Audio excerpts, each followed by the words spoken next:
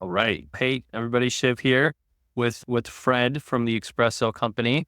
Fred and I had a chance to connect a little bit before this, and I got to learn a little bit about Fred's background. And Fred, I'd love to learn, just start off a little bit about what the Expresso company is and what kind of inspired you to start that. Cool. Yeah. It's a little bit of an interesting story of how it started and what it was going to be and what it is. Originally was in Nicaragua and had a traditional advertising company. We did printing and stuff like that. And at that moment, I wasn't very happy with what I was doing and the partners that I have. So I decided to go on my own. And while I was in my other company, I was really involved as a side hustle in event planning. So I did like concerts, brought some like international artists in Nicaragua and did concerts. I did like major parties and events. And I would always advertise those on social media, which back then was limited to Facebook. So I would have Facebook pages and Facebook events for these events. And I started loving it. And I started thinking like, I could do this I could do this for a living and I could do this for other people. So in 2018, I decided to start my own digital advertising company. It wasn't digital marketing yet. It was just like digital advertising. Like I'll manage your social media, like a social media managed company.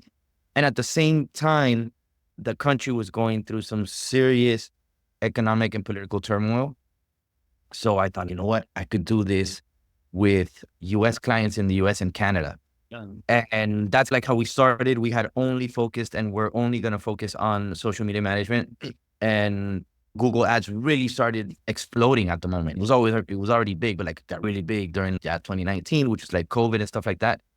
And so we expanded into Google ads. And as soon as we started into Google ads, most of our calls with clients would ask us, if you do the ads, can you get me someone to answer the phone? Because we're getting all these calls and we can't answer the phone. So we immediately said, yeah, I could do that too. Due to the country's history, a lot of people here speak English. Yeah, I could do that. Voice over IP. So we started setting up the contact center side, and that very slowly and organically brings us to today, where Expresso Company is a full 360 outsourcing agency. What I mean by 360, we will outsource anything and everything that we possibly can handle remotely.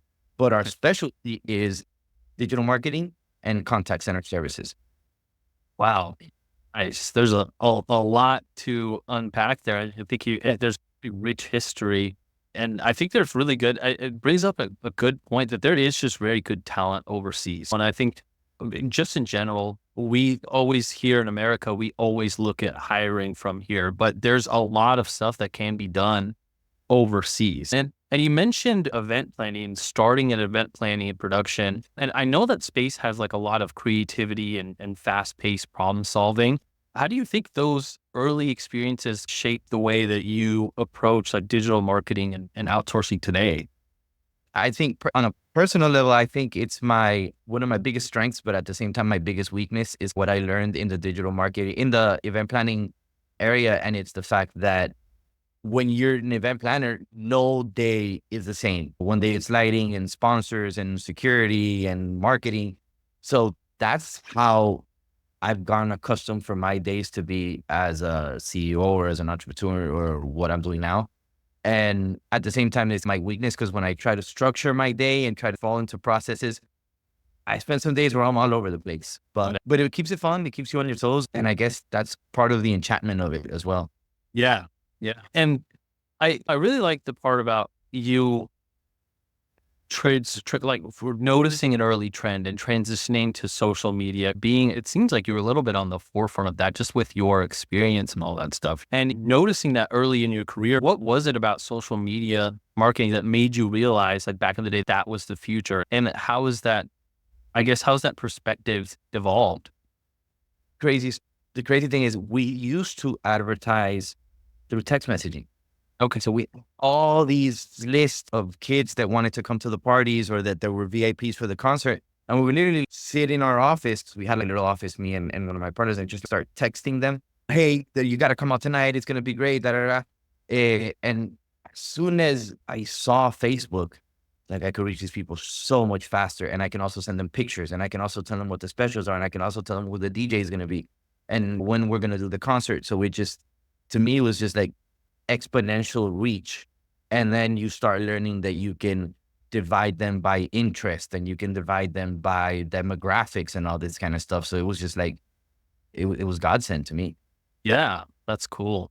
And a little bit earlier today, I really like what you mentioned. Hearing your story, everything is very sequential. This happened, and then this happened, and then this happened. And one of the things I really like about your story too is like when you started digital advertising, really going down that route, you started to solve the next problem that customers had, which was we've got all these leads that you're generating us, but we don't have anybody to call them until you solve that. And that really evolved into the company that you have today.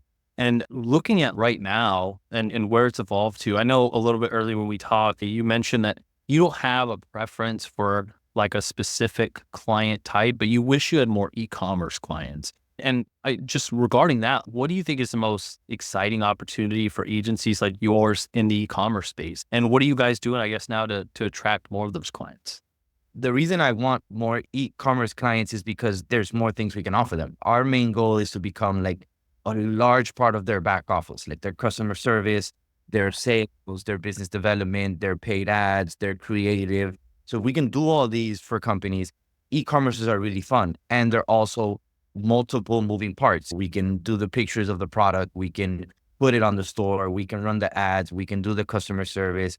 We can do the mail campaign for Black Friday and Christmas specials and stuff like that. So we have so much more to help them with than traditional mom and pop shop. And that's one of the reasons why I mentioned the e-commerce part. I just feel there's a lot more moving parts where one, we can save on their overhead by outsourcing with us, and we can still offer expert talent to fulfill jobs. So just one of those things. And just being completely transparent, when I look at my client portfolio, I have that many e-commerces. I want to have more of those. Yeah, I think it sounds like you, because you can do so many more services, that one client can turn into a really big project for you guys in e-commerce. And I feel like e-commerce especially is a lot of times started by the solopreneur who has an idea and just tries to take it there. And they don't have that sort of support that you could provide. So that's pretty cool. And just to add on that, I've had that conversation with many e-commerce owners, and you hear the story that it's them in their house packaging the product at home when they get home from work, and that's where we can start helping out. Okay, cool. We can't package it for you because you got it in your house, but we can upload the inventory. You just got to, send us a Word document, and we'll take care of the rest. We'll digitalize it for you. We'll do the data entry. We'll put it in your CRM. We can take care of all that stuff for them. That's really cool. I guess I really haven't heard of the service that does all of that. So that's awesome. And I know, you see, it sounds like you guys are doing a lot of like expert services, and it's because you actually using outsourced talent, it's a little bit more of an affordable price, I'm guessing. Is that correct?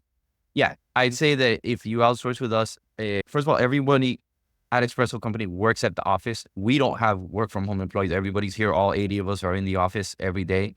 So you have constant supervision, you have a really good structure of leadership, and it'll cost you, I want to say, a third of what it would cost you hiring someone directly. Wow. And these are all college grads, people that studied exactly the field that you want, whether it's business administration or communication, or when it comes to writing, we got like journalism students. Like we do the whole profiling and making sure we get you the right person for the job. Wow. Okay. That's cool. And I guess in a world where premium services often come with premium costs, and it definitely seems like you're offering premium services, how do you maintain that balance between quality and affordability? The cost of living here in Nicaragua was just a lot lower. I want to say, I can't give you an exact amount, but I say like the buying power of the dollar is like sixfold. Wow. So it just costs less to live here. So that's the number one reason. And then we work really hard at keeping our costs low so that we transfer those savings to the customer. Nice. Okay, that's awesome. And I guess just thinking back, if you could go back and give yourself one piece of advice for when you first shifted into social media marketing, what do you think that would be? Man, I was actually thinking about this the other day, and I was talking to my wife about it. If I could go back in time, and if I knew then what I know now, I would have done this sooner. I should have done this 5 years before I started doing it. And I would have been so much ahead. There were many things that some of our competitors and that other people just saw it a little bit before I saw it. But that would be like the number one. That would be the number one. Just have done it before. Yeah. That's like that quote, right? The best time to plant a tree was 20 years ago. The next best time is today, right?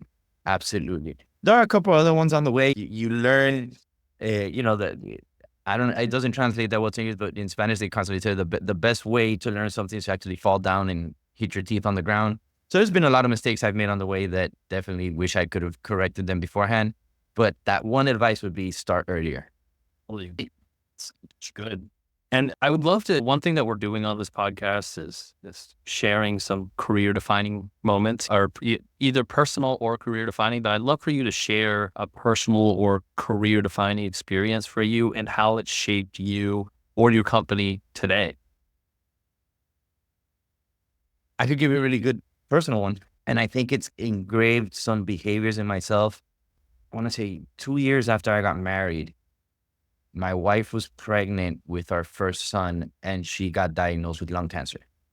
Well, spoiler alert, she's fine. She's perfectly fine.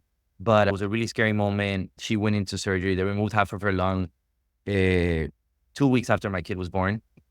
And it taught us a lot, her and me, and it taught us a lot that the sun always shines the next day and it gets better, but you do have to really power through the tough times and you will get back up. You get knocked down and you will get back up. And I think it applies directly to entrepreneurship as well, because some days are going to suck. And I can tell you about today. Sorry, I don't know if I'm allowed to use that kind of language on the podcast, but some days are going to be really bad. Like this morning started really bad. Like we got a call really early in the mornings. Some like key players were sick and their clients were calling, and just one of those mornings. Yeah, And then our sales team closed a big deal and the day just started getting better. So life in general and that moment in my life set the tone for everything else. Something gets bad, just power through and it will get better. And you with your efforts will make it better.